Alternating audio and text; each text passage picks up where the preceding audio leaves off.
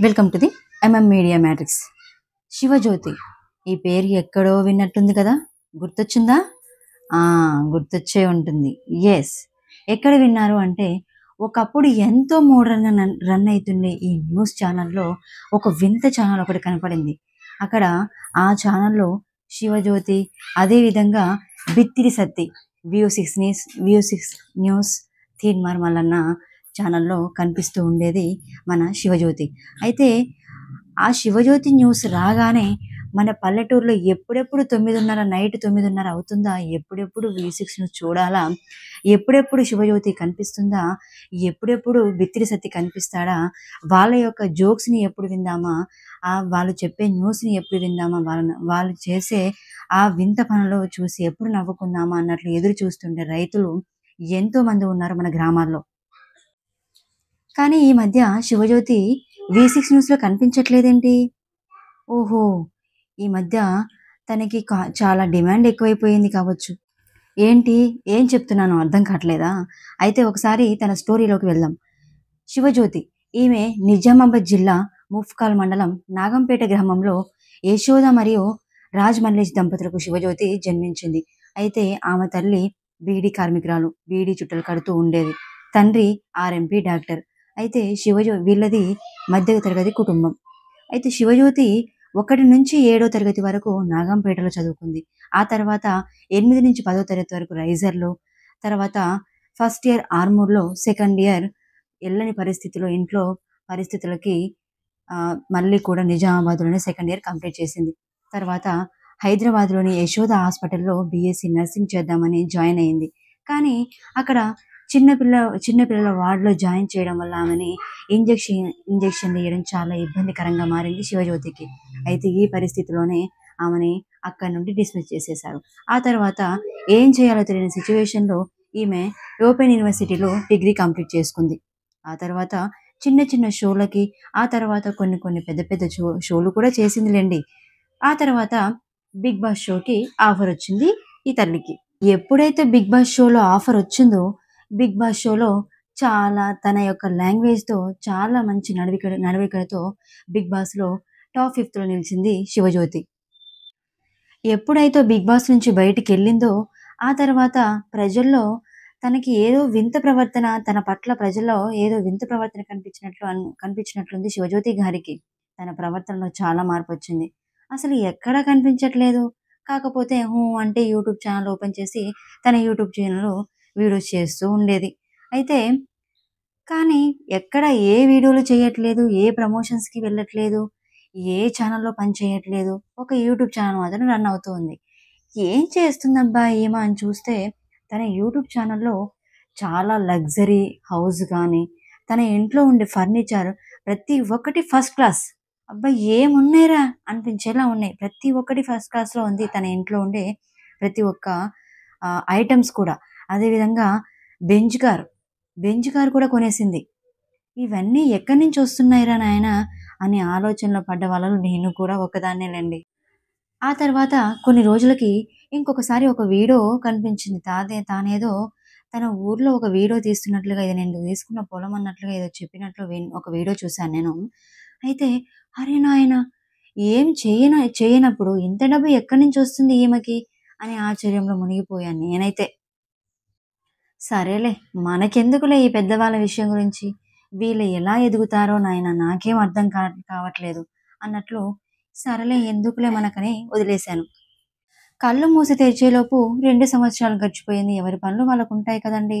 అయితే ఓ రోజు పని అయిపోయింది కదా, ఖాళీగా ఉండి ఏం చేద్దాంలే అని యూట్యూబ్ ఛానల్ ఓపెన్ చేసి చూస్తే టెంగ్ టెంగ్ టెంగ్ టెంగ్ టెంగ్ టెంగ్ టెంగ్ టెంగ్ breaking news, betting apps, breaking news, betting apps.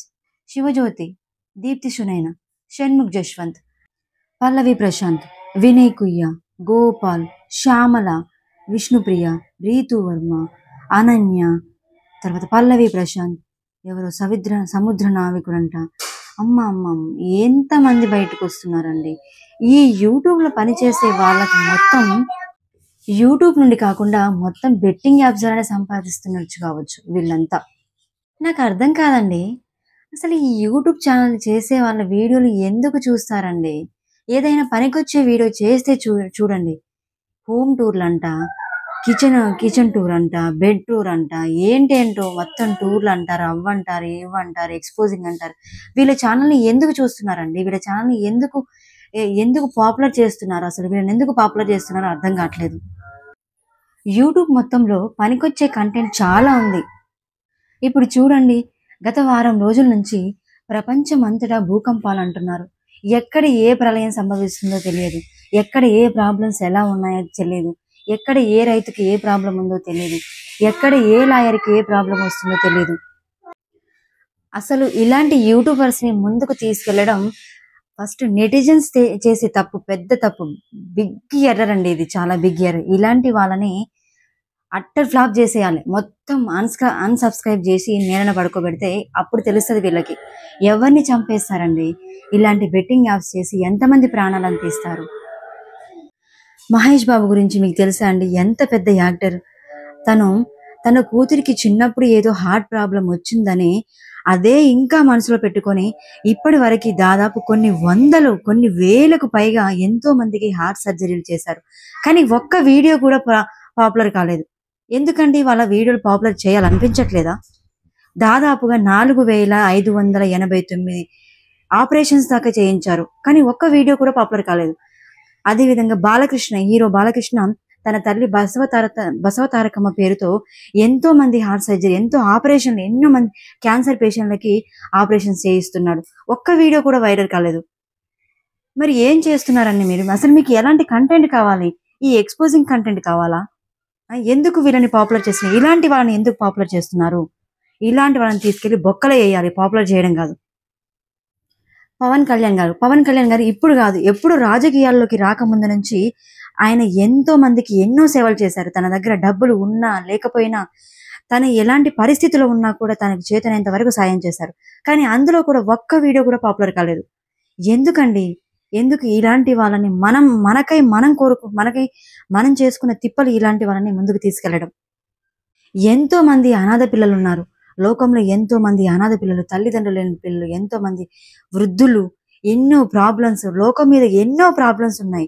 అలాంటప్పుడు వీళ్ళు చేసే పనికి మాలిన కంటెంట్ ని చూసి వీళ్ళని ఫేమస్ చేసి ఇప్పుడు వీళ్ళని మనం ఫేమస్ చేసిన కారణంగా వాళ్ళు మనకి శవాలను గిఫ్ట్ గా ఇస్తున్నారు.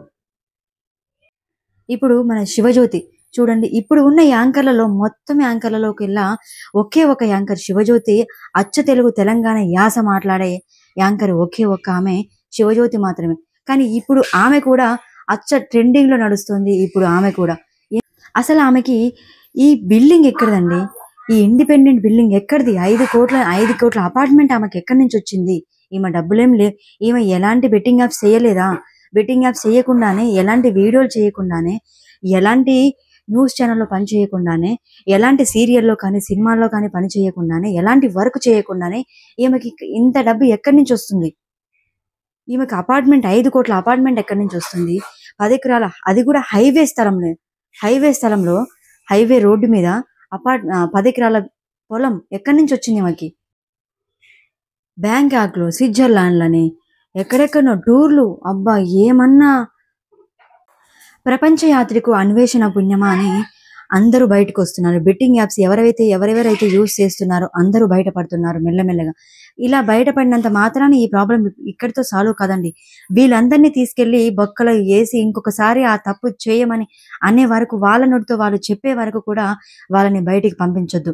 ఇప్పుడు ఒకసారి ఇన్ని రోజుల నుంచి ఈ విషయం ఎప్పుడూ బయటపడలేదు. ఫస్ట్ టైం అందరూ బయటికి వస్తున్నారు, అందరినీ బయటికి లాగుతున్నారు. ఒకేసారి ఈ విషయాన్ని కూడా ఫుల్ స్టాప్ పెట్టేస్తే ఇంకోసారి ఈ ప్రాబ్లం రాదు.